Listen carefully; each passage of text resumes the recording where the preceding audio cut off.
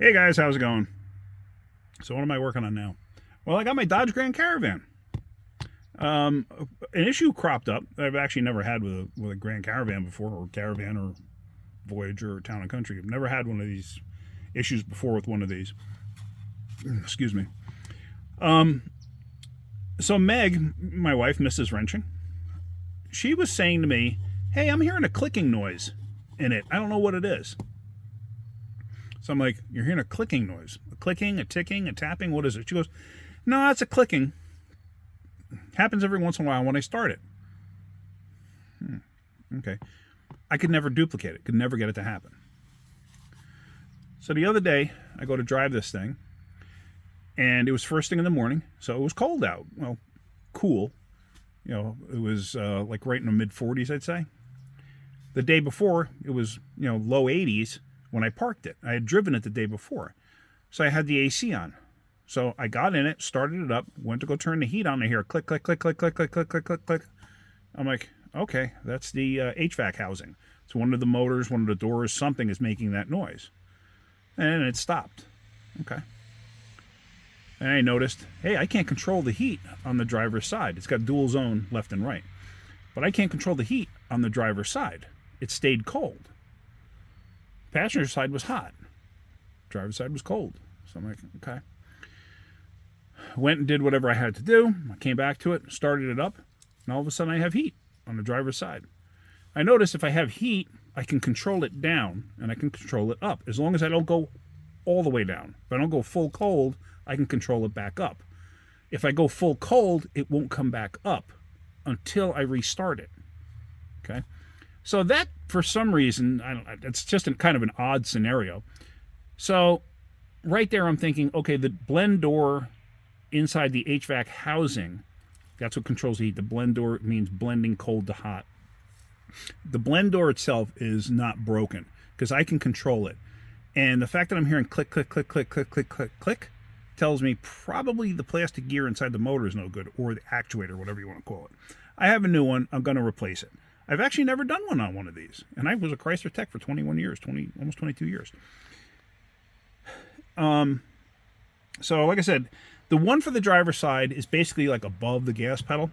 Now I have a bum knee and I have back problems. So me squeezing underneath the dash should be a lot of fun. But let me show you what I got here. This right here. This is the actuator.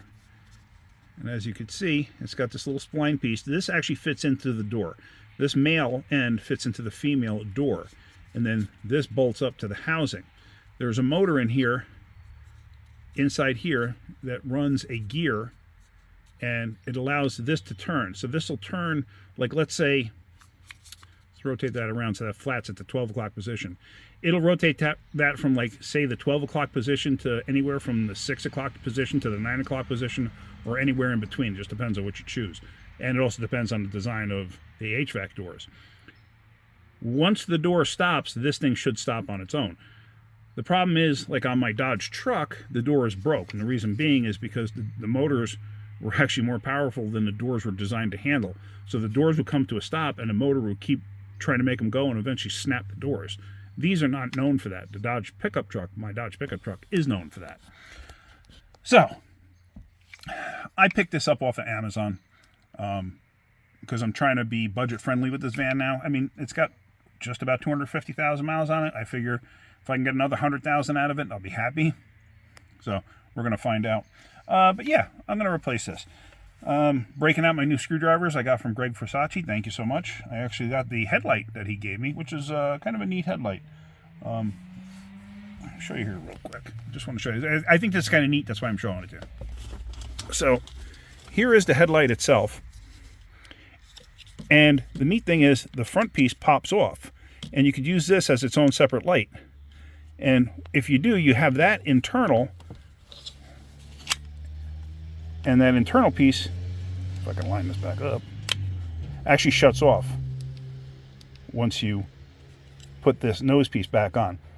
It's a little bulky in that, but you know what? I mean, I think this is a pretty neat idea, having this come off like that. So it's held in magnetically. But anyway, I'll show you that. Thought it was kind of interesting. I've actually never seen that before. So to put this motor in, like I said, it's above the gas pedal. actuator. And I don't think I got to program anything, if I'm not mistaken. I think it'll self-learn itself. But I got to take the lower knee bolster and that out. This piece here you see my brake controller for when I used to tow a trailer with this. So yeah, that's the other thing too. A lot of people question me about the transmission, and I never serviced it or anything with, you know, the mileage that's on this thing. And no, I never have serviced it. And I used to tow a camper with this thing. So it was basically right at its limit, and I think the towing capacity of this thing is 2,000 pounds, I think. I was a hair over that, in all honesty. But I had no problem towing. So, but anyway, let's get on with what I got to do. So I'm going to drop that knee bolster out. All it is Phillips head screws. Should just be 2 of them, and this panel should come out.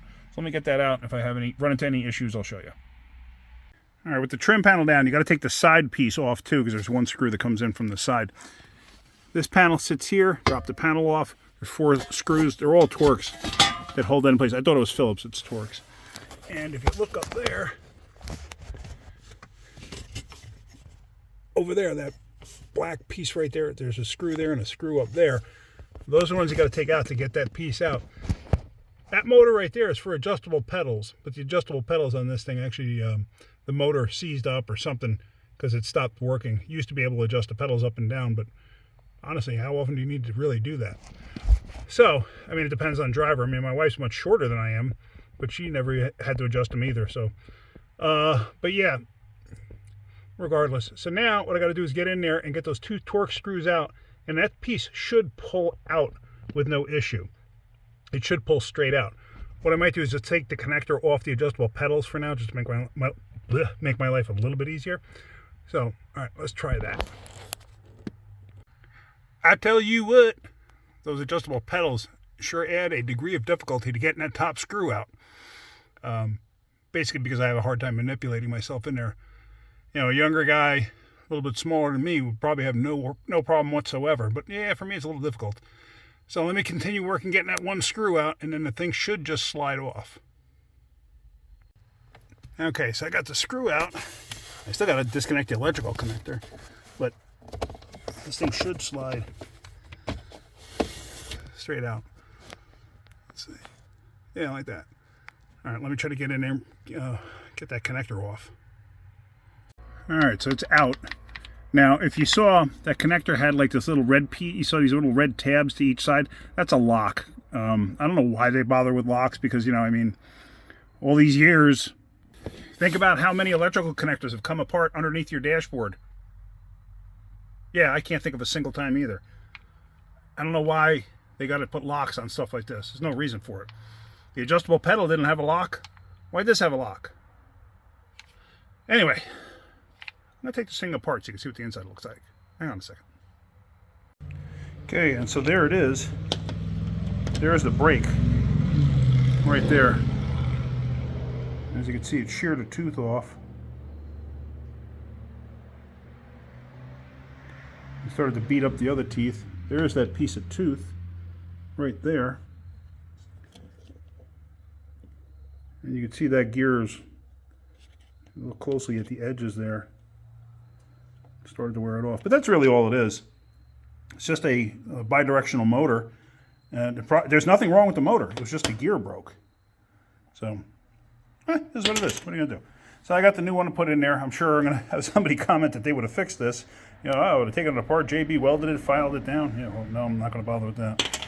All right, so let's get the rest of this together. Like I said, that 1 screw's a bit of a pain, but it is what it is. What are you going to do? And then I got a road trip I got to go on tomorrow.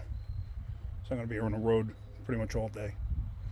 All right, let's put this new one in, and hopefully everything works out great. It should. Like I said, it was weird because every once in a while I could not get it to do it. I guess that gear had to be just in the right position in order for that to happen. Because if you think about it, that thing would rotate however many times to make the door move. So I'm sure that window, that little spot, wound up in whatever position however many times. Because I'm sure it probably went around maybe 4 times. And it just so happened, if it landed right in the right spot, it would do it. You know, if you shut it down and then restart it. But if it was in a constant state of motion, it probably just skipped right over it. Because if it was working it from cold to hot, you would never hear anything. You couldn't even hear the motor moving. So, all right, let's get the new one in place and let's button this up. Reverse procedure to install. All right, so there it is in place, and let me just tell you, that was a little bit of a nightmare for me to get that top screw back in, but I got it. Okay, yeah, so reverse procedure to install. I'm going to pull the trim panels back on, and then we're going to test and make sure that this thing works. I did plug it in, and when I had it plugged in, I actually manipulated the control, and I felt to make sure that the actual motor was working. I did that, and I put it in place. All right, let's finish this up. All right, so we're back in the van. I have it set, as you see, to face. It's coming out the vents.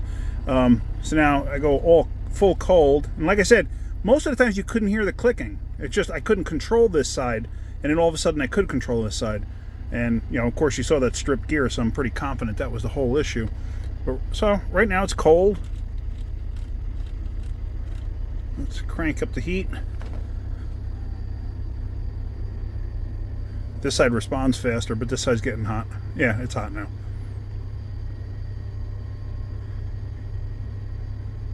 Yeah, it's good. I'm fine with that. It's hot. It took a hair longer than that side. Let's go mid-level. Yeah, it's fine. It feels good. I'm happy with that.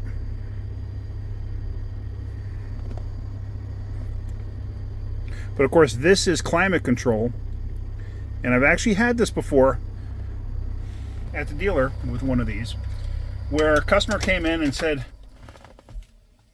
that the heat doesn't work right all the time. So I'm like, what do you mean it doesn't work right all the time? So of course the customer wasn't there, and I went in, I checked everything, and I couldn't find anything wrong with it. So I'm like, okay, everything works fine. So I said, you know, have the customer come down and let me talk to them, let me go for a ride. Maybe they could show me something that I'm not experiencing. So it turns out the customer was like, oh, to heck with it, and they came down and they picked it up. They came back the next day, said, oh no, it's still not working. So the customer was waiting for it then. So I went out there, and he had it set to like 71 degrees or whatever it was. So he's like, feel that? It's cool. Okay. So I turned it to hot. It's coming out hot. He's like, yeah, but I don't want it hot. Well, then what are you complaining about? Well, I should be feeling heat because it's 60 degrees outside, and I have that set to 71. It's like, dude, open the doors. So we opened up the doors. So some cool air started coming in, and he started feeling it go to heat. He goes, well, I don't understand. Why is it doing that now? I said, because it's climate control. The interior temperature reached 71 degrees. I mean, because you have the fan set to be on and not on automatic where it would calm the fan down. You have it set to on, you're going to feel temperature changes through the vents because it's maintaining 71 degrees or close to it. I said, you know, if you have it set to high, it's just going to keep, you know, pumping out as much heat as it possibly can and get, you know, your interior up to 140 degrees if you wanted to. And, you know, you can bake cookies or whatever. But that's how the system works. And he didn't like my answer. There was nothing wrong with it, but he didn't like my answer. Anyway, I'm rambling. I always ramble. I got my grandkids outside. You could probably hear them. They're carrying on and riding their bicycles and playing in the yard. But anyway, just figured I'd show you that. That was pretty simple and straightforward. Not that difficult. All right. Hopefully you got something out of it. If you did, hit that like button. If you could, please subscribe. All right, guys. Have a great day. Keep wrenching.